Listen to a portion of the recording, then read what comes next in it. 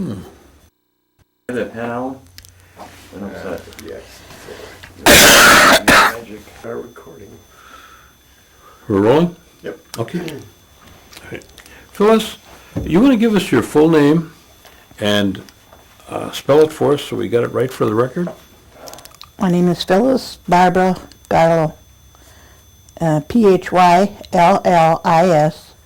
and Barbara, Barbara, and Garlow, Garlow. And what's your maiden name? Maiden name is Powless, Powless, And where were you born? right here in Oneida, And what year? 1933.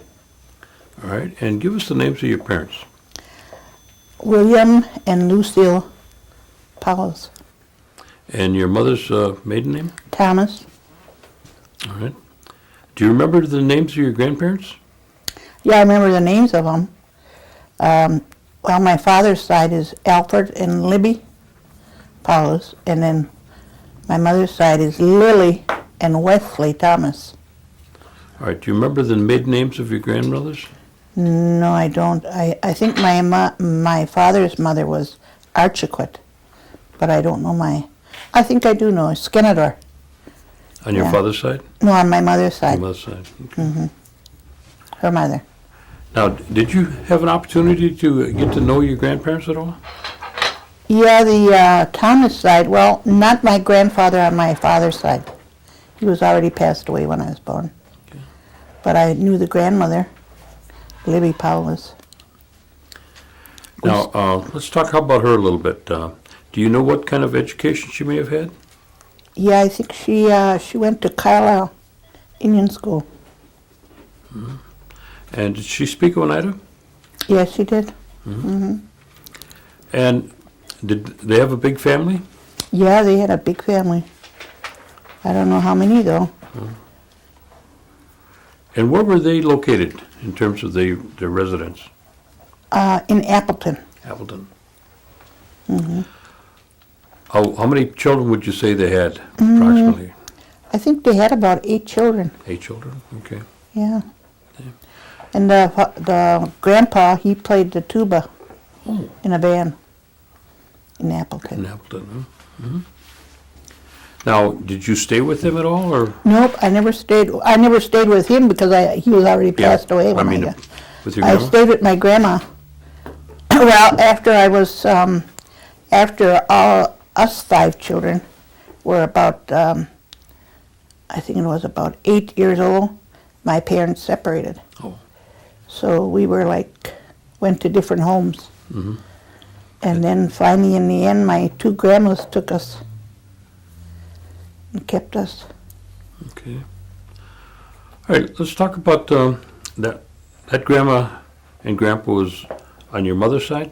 And all right, let's talk about the ones on your father's side then. Do you tell us a little bit about your grandfather? No, that was my grandfather that passed away. That was my father's side. Oh, father's side. Okay, let's talk about your mother's side then. My mother's side, I don't know when he passed away, but I knew him a little bit. And I knew my grandma because I stayed there the most. Oh, you stayed there the most? Yeah, Okay. until I graduated high school. Did your grandfather, do you know what education he might have had? No, I don't know if he had too much. He was more like a farmer. He worked, okay. Yeah. Okay. And did he speak Oneida? Yeah, they both spoke Oneida. Okay. What about your grandmother? What kind of education she might have had? I don't think she went to school too far either. Okay. They never talked about it. And did they live here in Oneida? And And where were They they lived- located? up by the Highview School, Okay. up over there. They have a pretty large place? Yeah, they had a large house there. And they have a lot of children? 5, I think. 5? Yeah. And you stayed with them for a while?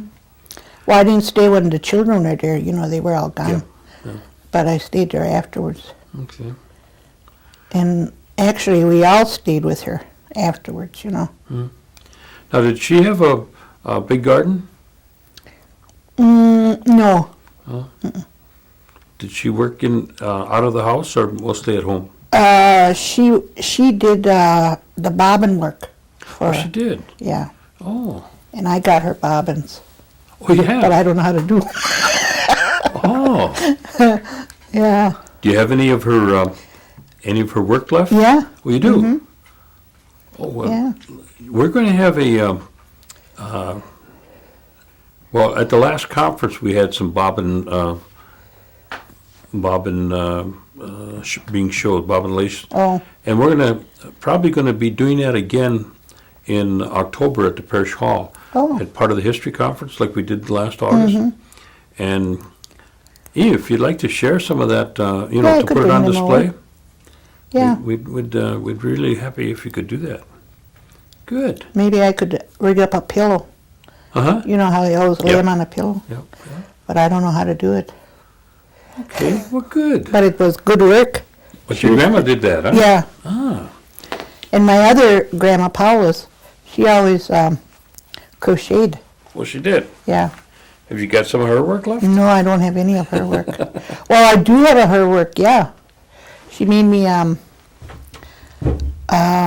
Afghan, like, I got that. And that was when she was about 90 years old, she made that. Wow. She died when she was 93. Well, I lived a long time then. Mm-hmm. Now, the one that made the bobbin lace, what church did she go to? I think she went to the Lutheran church. Lutheran church? The other one went to this church. I see. And did you ever, go with her to any of the places, or did she make it right at home? The bobbin No, lace? she made it right at home. Right at home? Yeah. And then they took it to She mostly went to I don't know what her name, Josephine. Josephine Webster? Webster, okay. Yeah, Okay. that's where she'd do her work for her. So, And she'd get paid from there. so there was women that would work and make lace and then take it to Josephine. She was kind of the center of it, huh? Yeah. Okay, okay.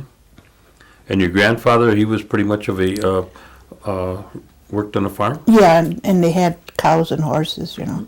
Okay, okay. All right, let's talk about your mother and dad. Tell me about you remember what education your dad had? No, I don't, but he was the barber out here. He was the barber? But I don't know what kind of education you need for that. Mm-hmm. I don't know what kind of education you need for that. Yeah. I don't know. Did he talk Oneida? Yeah. And where did your mother and dad reside? On the Ridge Road, near where it used to be Wishards, Okay. a couple of doors down that way. All right. All right. And that's where you grew up? Yeah. Okay. That's where I was born. All right. And your dad, he worked out as a barber then? Yeah. And he had, like chickens. He had chickens. Oh, he raised chickens? Yeah. Oh. He had a big chicken coop there. Oh, okay. Did he have any other activities? He did work, but I forgot what it was. I think it was a mill. And anyhow, he somehow got his leg cut off over there. Oh. Yeah. This was way back when, so I don't know how much money he got. I didn't never find out that. Mm-hmm. But I think maybe that's what broke them up, the money. I see. Yeah. They had too much money. They were drinking all the time. And your mother, what kind of education did she have, did you know? She might have went through high school. Yeah, at the end there, she was a seamstress in Chicago. In Chicago? Mm-hmm. Oh. I went there in 52, and she was already over there Oh, she was there, okay. in the factory working. Now, how many brothers and sisters did you have? 2 and 2. You want to give us their names? William Paulus, he was the oldest. Gerald Paulus, and Carmen Paulus, and Patricia Paulus. So there are 5 of you. and me. Okay. And you were raised up on the ridge there then? Yeah, That's we what were you're- all okay. raised there. Now, in the place where you lived, did you have electricity and running water? I don't know if we had running water. We had electricity. I don't think we had running water over there. I think you had to pull it up from a well. I see. What was your responsibility at home? Were you the oldest or? Yeah, I was the oldest girl. Just to do the dishes. Yeah. And then I babysat my other 2 sisters. Otherwise, there was nothing else I did.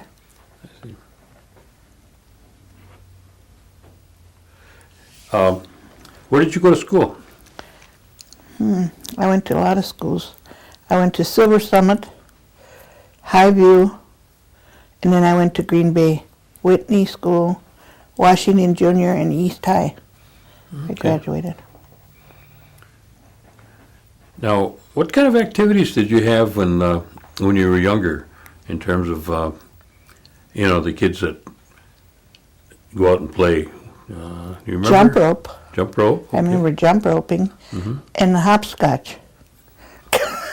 When you'd show that glass, Sure. or stone, whatever. Yeah. Okay. And who were some of your neighbors? Well, there was one, but I don't know what happened to her now. Her name is Rita Duquette. She was next door. And we always played with her, and went sleigh riding with her and everything. In the back of our house, there was a big hill there. Good sledding there, huh? Yeah. Yeah, that was about the only girl that lived around there. Now, tell me what did you have any remembrance of the holidays? No. Like, 4th of July or Christmas or? Oh, on Christmas we'd get presents, but any other holiday we never got nothing. Or we didn't even know that it was that till we got older, What about New Year's? Did you celebrate Hoyan?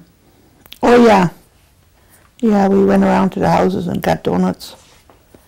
Donuts or whatever they were giving us, apples. Yeah. That was like Halloween again. Halloween in Hoyan. Usually a lot of fun, huh? Yeah. I suppose you walked every place too, huh? Yep. Yep. Now, you say you went to quite a few different grade schools, Mm-hmm. and then you went to high school. Mm-hmm. In Green Bay. And after you left high school, where did you go? I went to Chicago. You went to Chicago. Okay. When I graduated, I went to Chicago. Oh, I see. And what prompted you to go to Chicago? Well, that's where my mother was. Okay. And my father, he was just all over. You couldn't go find him, Mm-hmm. She was up there, so I went up there and I got an office job up there. And your mother was working there? Mm-hmm. I see. Yeah.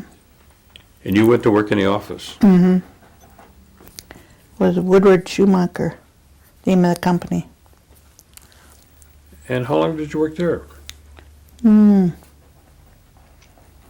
About 5 or 6 years. Mm-hmm. And where did you go? Then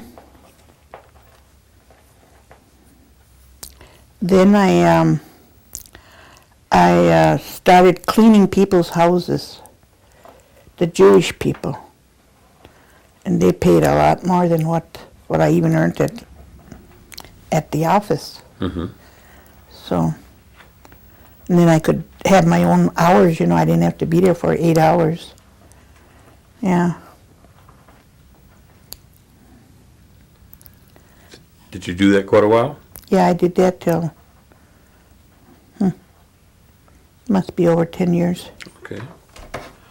Now, during this time, did you start to raise a family?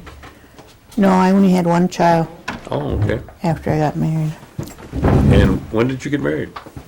1952. All right. And you were still in Chicago? Mm-hmm. And what was your husband's name? Albert Garlow. And what kind of work did he do? He was a window cleaner for the city of Chicago. Oh, that's kind of a shaky job. Oh, Way yeah, up way there. up there, but... Well, he was younger too, you know. Yeah, yeah. They do anything when they're younger. Well, there was just one on the news yesterday. I had the Chicago station on the news, Oh, and there was a guy that was hanging upside down from the 30th floor, oh my God. and he was hanging from some kind of a lifeline. Mm-hmm. And I guess he was pretty well injured, but yeah, that's got to be scary. Being Yeah. Up there. And then you say you have one child. Mm-hmm. And what's your child's name? Georgia. Georgia. Georgia Joe. Mm-hmm. And when did she come along?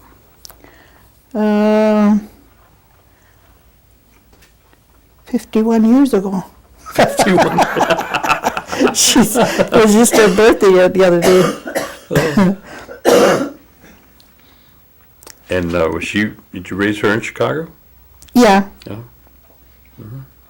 Were you involved in any kind of things in Chicago outside of working?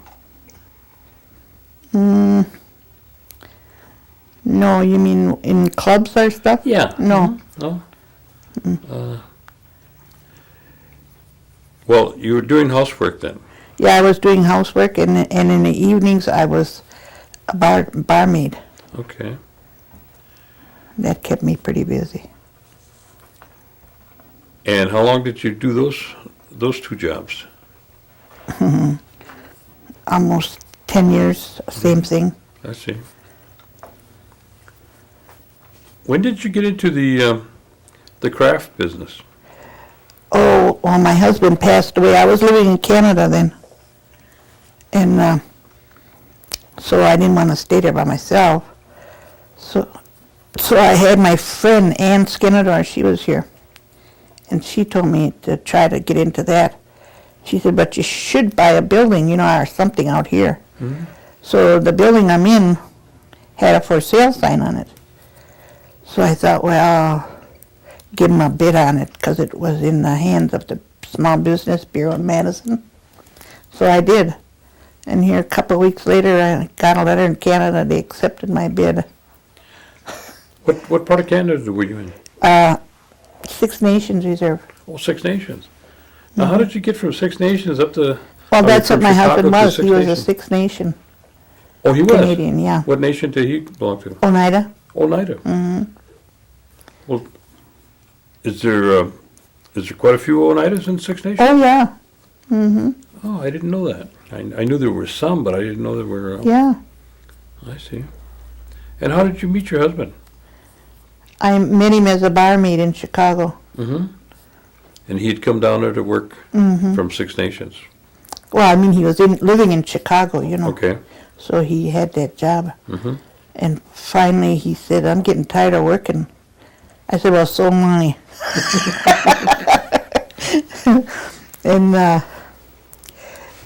And he had some land next to his mother and father's house.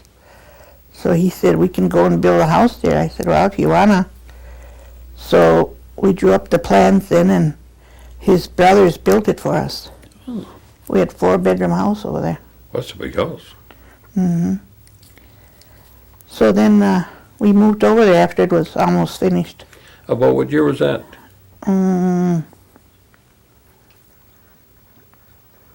What year?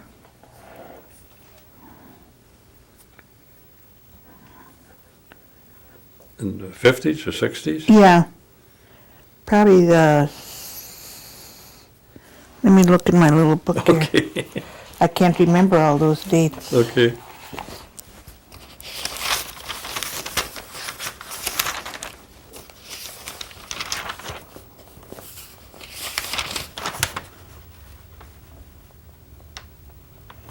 Yeah, probably in the 70s. In the 70s? Yeah. Okay. Now, was your husband involved in any kind of travel activities up in Six Nations? No. No? And did they have any kind of, things like they have here? Yeah, they have a lot of those things. Were you able to, participate in those programs or services? No. The only thing I participated in was foster care over there. I see. Took in foster children. Okay. And then I did cleaning over there too in homes, you know. They pay a lot of money to do that. And your daughter, was she born in Chicago or up in Six Nations? No, she was born in Chicago. Oh, so then she moved up to Six Nations with you? No, by that time she was already married and gone. Oh, I see. Yeah. And then how long did you stay at Six Nations? About 8 years before he passed away, and then I came back. And that's when you were in contact with Annabelle? Yeah. And she's in what relation to you? No relation, just a friend. Just a friend. And how did you come across meeting her? Oh, we were always friends from when we were, that's another little girl I played with. Okay. She lived way down the other way though. I see. And, I knew her all along. And I always went and stayed by her house when I came here, you know. Mm-hmm. Yeah. So she said that was a good business, so that's how come when I bought this building, I told my daughter maybe we should do that. And she said, yeah. So it's been pretty profitable up till now. So you moved back from Six Nations then to what they call a log cabin, right? Mm-hmm. Mm-hmm. And that was in what year? That was in the 80s? Yeah. And you've been, you also go on, you travel around too, don't you? Oh, yeah.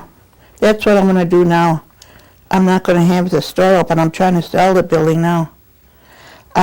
We just want to travel to the powwows, you know, on weekends. Mm-hmm. And then some weekends take off when there ain't no powwow, you know. That way, she wanted me to quit altogether because I'm getting too old to be driving around. Now, did you travel with Annabelle when she was doing some Yeah, of a couple of the years I did. So, But I never made things for her, you know. I just rode with her and sold with her. And when she went down to Albuquerque, I went with her a couple times. now, how do you go Buy about, stuff. I'm sorry, That's where she bought her stuff, you know, in Albuquerque. I see. Well, that's why I was wondering, how do you go about, securing as much of the inventory as you have? Because, there's just no one source that you have to go to them. No, now we're starting to buy from the Indian people that do the work, you know. Instead of like down there, they have big stores, you know, where you can go into.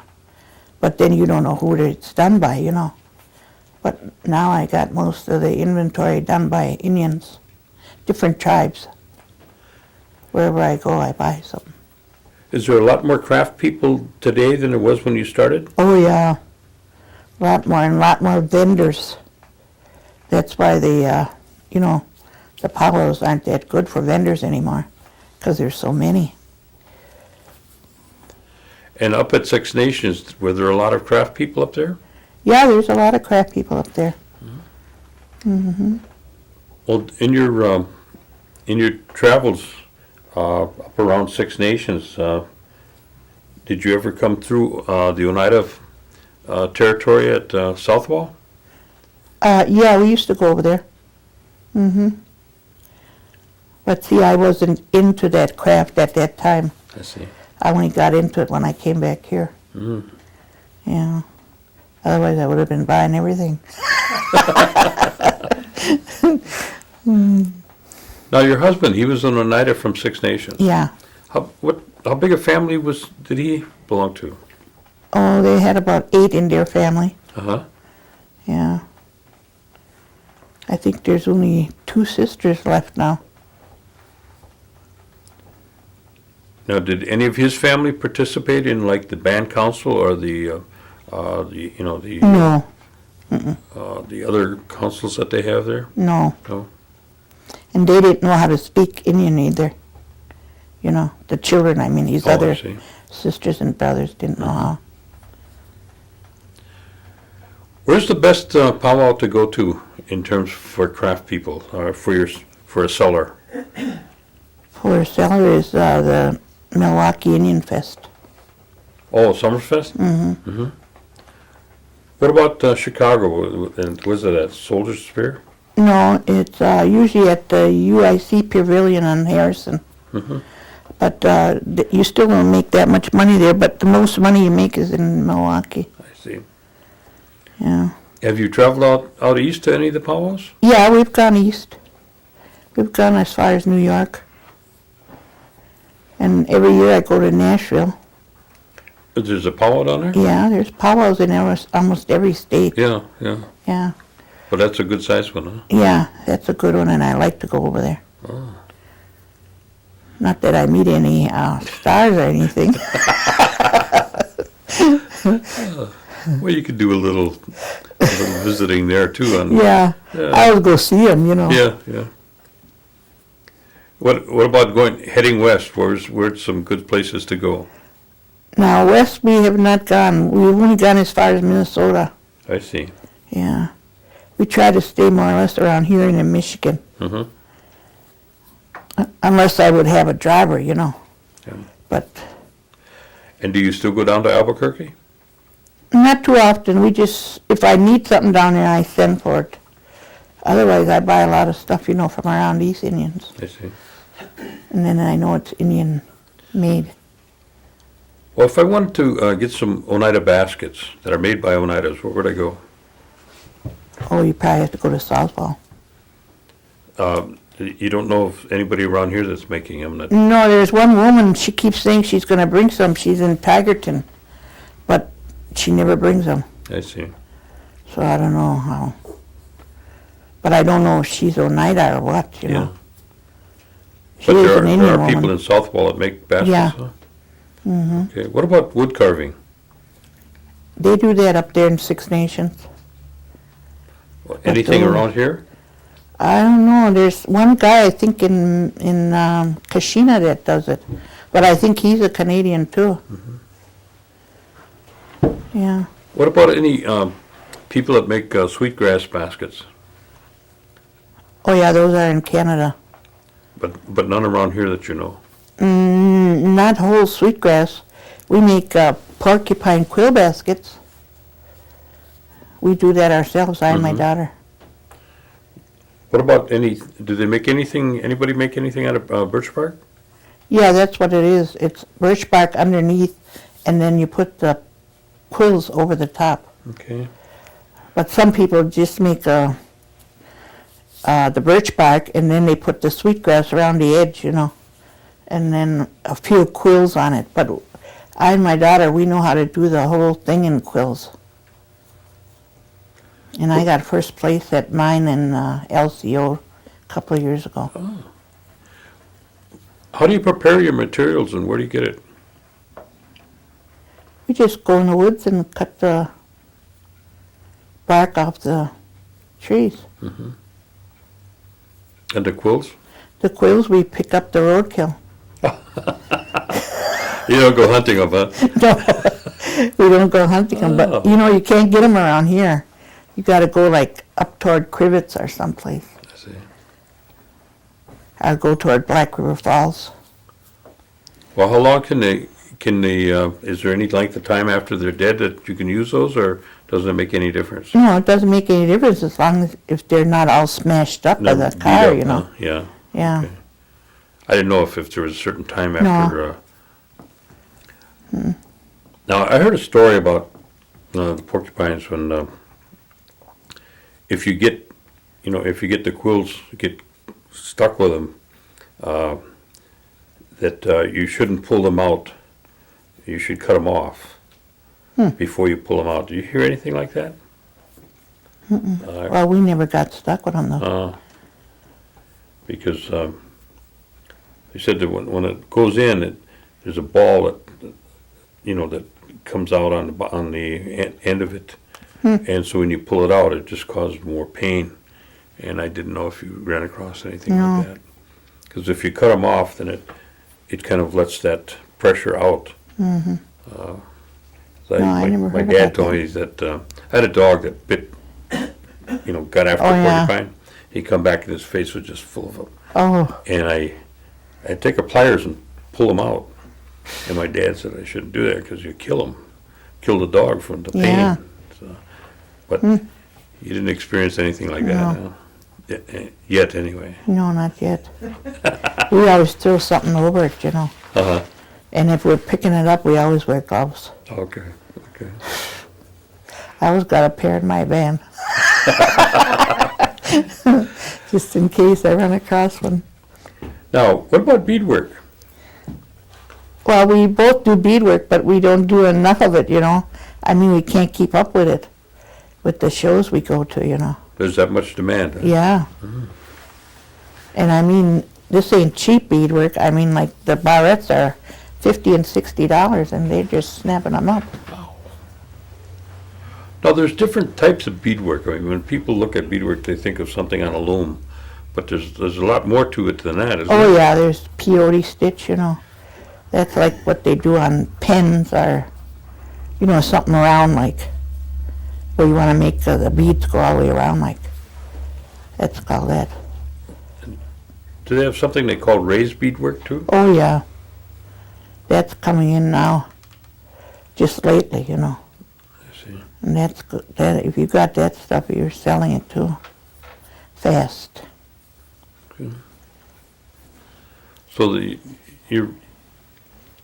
there's quite a demand on the crafts then. Yeah, if it's done, by Indians. They always say, is this Indian made or something, They don't want to get the white people's stuff.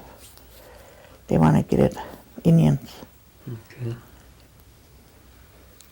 So usually, like if I go and sell some things in Chicago, I usually go to some museums, and they want to know who made it and what they are and everything, They don't want to just let you come in there and sell it. They want to know the whole story about it. Now, you've been running the log cabin now since the 80s, right? Yeah, 15 years. 15 years. And now you're thinking about retiring? Yeah, my daughter wants me to. And I don't want to. I like to go to powwows. Well, does she go with you when you go? No, she doesn't. She works for the tribe at the casino. Oh, okay. Yeah. Okay. So that's why she said, well, if you had a driver, it would be different, But I'm usually the driver. I see. Now, do you generally hit all the powwows locally here then? Not all of them. Well, maybe now that they know the store is closed, it would be better. Before they knew the store was always open, they could come over there and buy what we had. Mm-hmm. But now we're keeping it closed. So maybe they'd buy more from the powwow now that we go. But we haven't started going to powwows around here too much. Not yet, huh? Mm-mm. Okay.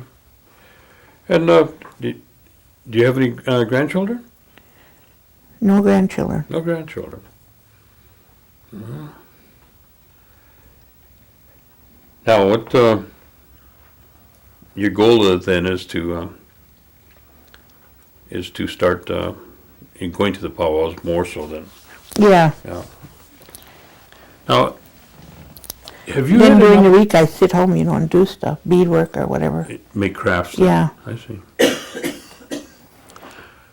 How you've traveled quite a bit, Yeah. and you've seen a lot of different things, and you've seen a lot of changes here in Oneida, I'm sure, Oh yeah. from the time when you left and come back.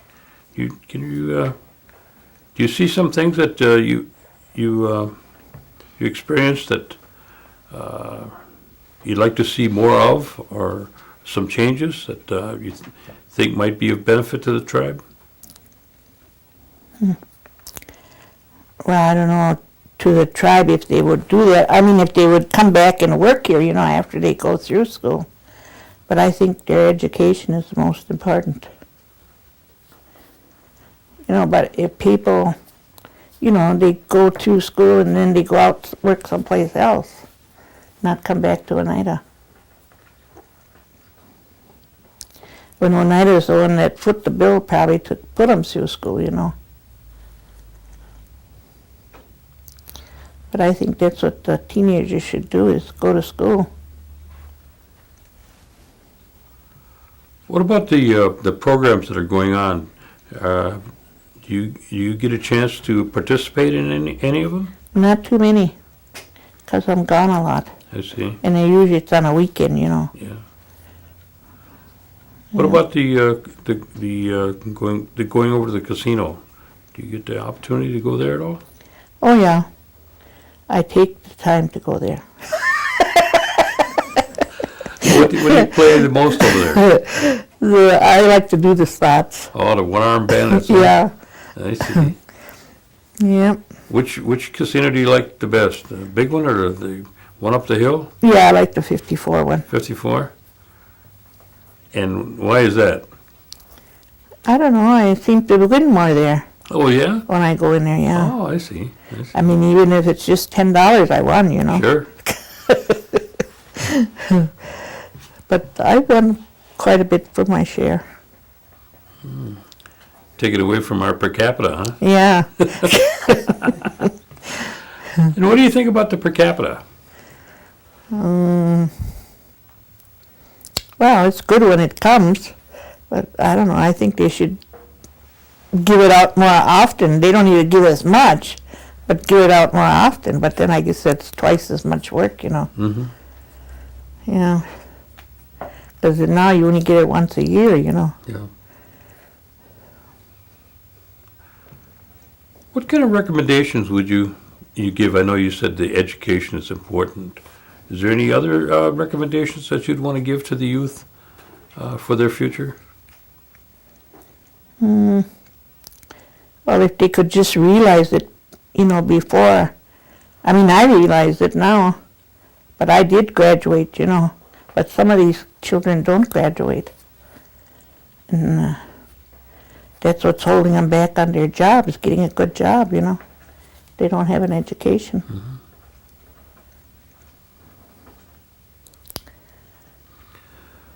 Well, is there anything else that you had in your book that you wanted to share with us?